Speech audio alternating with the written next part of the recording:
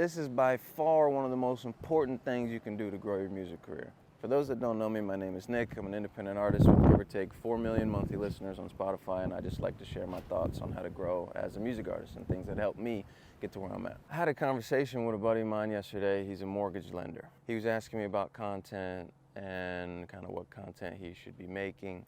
This was my thought. I was like, what separates you? Like if I'm a guy, like I'm just a guy, I'm a guy on the internet, I come across your video, you're a mortgage lender. To me, being ignorant and lending for mortgages, every mortgage lender is the same, right? They all went to school, they all passed the thing or whatever.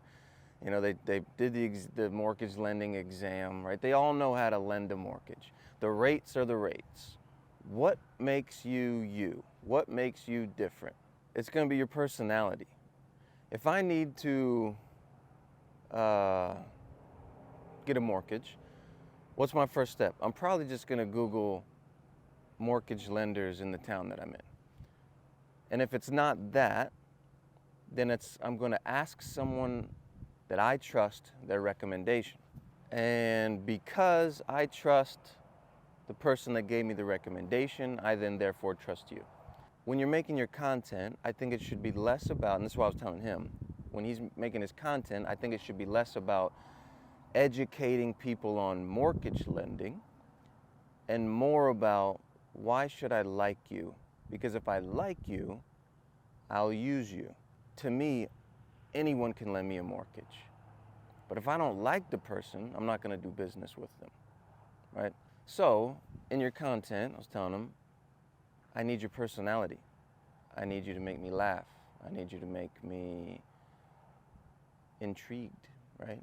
Interested in you as a person. And then I realized that this applies to music as well. When it comes to your music, right, there's a lot of people who are really freaking talented. A ton. And in a world where everyone's talented, what separates it? Whether or not people care about you. There's a ton of good music. There's a ton of talented people. A lot of talented people will never make a living from their music. Far more talented people than I am. I'm not saying I'm not talented. I mean, I'm biased, but what I mean is it's just a fact. There's a ton of talented people who will never make a living from making music. One reason is maybe that they don't care to. They're cool with just making really dope stuff. One reason might be that they don't fully understand or care to learn how to operate as a business. And the other one might be that people just don't know enough about them. How do you have a longevity in a career of music? People have to care about you. They have to care about your next release. They have to care about what you got coming, your merch, your ticket sales, whatever it is that you're doing, they have to care. Now, how do you make people care? You got to give them a little bit more of yourself. It's the same as what I was talking about to my friend, the mortgage lender. It's the exact same. If you're just posting your music, there's a ton of music out there that's amazing.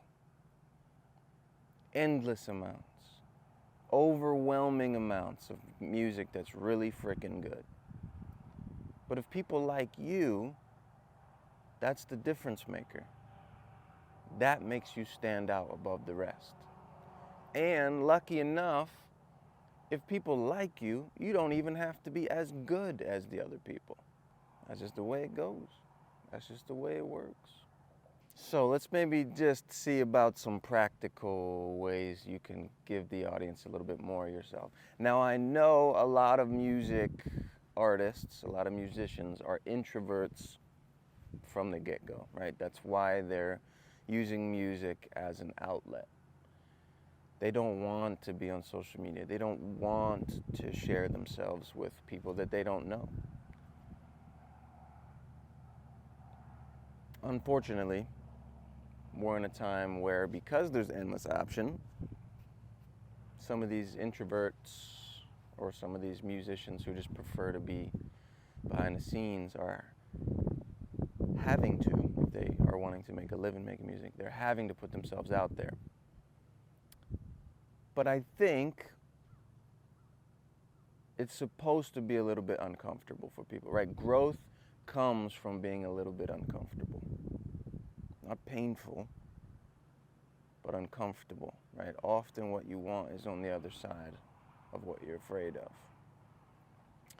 And if one of your things is you're afraid of putting yourself out there in front of people you don't know, or opening the door for people to dislike you, if what you want is to make a living making music, it's most likely on the other side of that.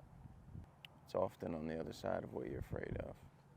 So, anyway, some practical ways that maybe you can put yourself out there. One would obviously be showing a little bit of your daily life.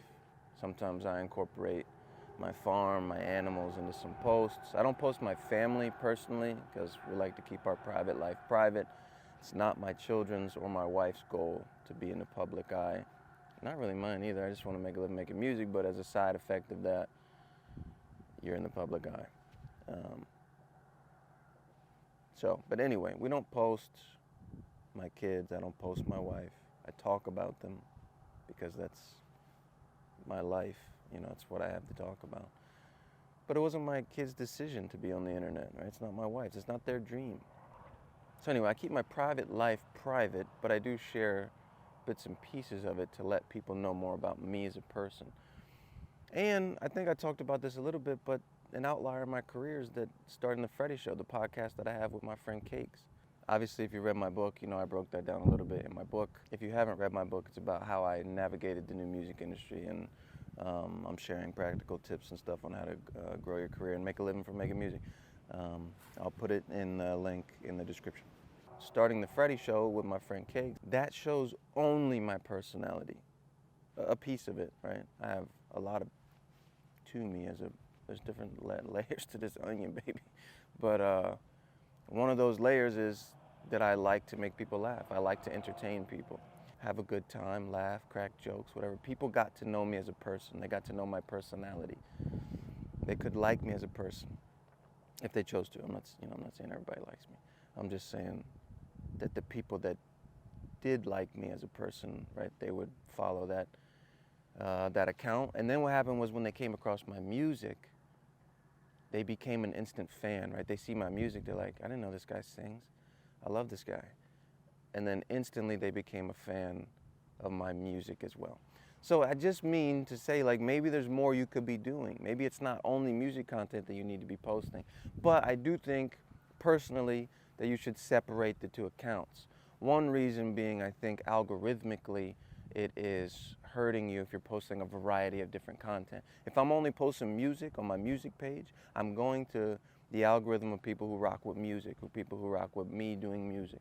And then if I post stuff on the podcast page, it's going to people who like to be entertained, who like to laugh, who like to watch these other kind of videos. And if I was to switch those in between, the algorithm would get all confused, I think. I mean, sometimes I do think the algorithm just works it out and puts it in the audience where it's supposed to be. But I'm just saying, if people are following you because you do music on this account and then you start posting random other stuff, they're gonna be like, what the heck is this? This is not what I followed for, right? So I don't know. I think there's a line that you need to walk there, but at the same time, whatever, right? I personally separated it. I never really cross-promoted it at all. Very rare. Cakes would actually do more cross-promoting than I do, as far as him talking about my music on those accounts and stuff. Anyway, that is one real-world scenario for me where me starting the Freddie Show, a different kind of content that showed a different side of who I am, kind of was an outlier rolling over into helping me grow my music career. Because I gave people a different side of me. I gave them me as a person, my personality, and not just what I can create. So I think that really helped in people liking me and becoming an actual fan instead of a casual listener. So you can take bits and pieces. I'm not going out there and say, start a podcast. That's, I'm just saying there's other ways. If there's other things that you like, other hobbies that you like, make content around that. Find the people that like you for that, and then also show them that you do music as well, or blah, blah, blah. I just think there's a world where you can be doing many things. You don't have, I know it's more than you like than just making music, right? There's got to be something. Could be baking, could be cooking. I think these are all very important things to think about and how to grow in your music career. I think that's it for today's, whatever they are, Hope you enjoyed it. Thank you for watching. Talk soon.